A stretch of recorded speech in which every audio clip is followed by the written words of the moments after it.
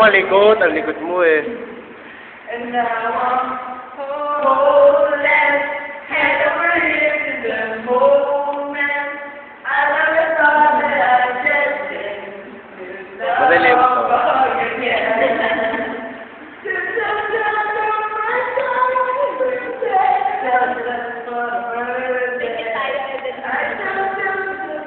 Sige na.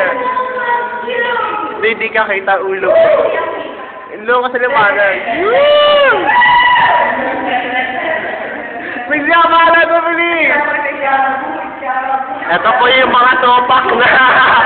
Ito po yung topak na classmate ko. Pasensyahin niyo na po. Ito na po, kamo na po, topak. Ayun na, ito na.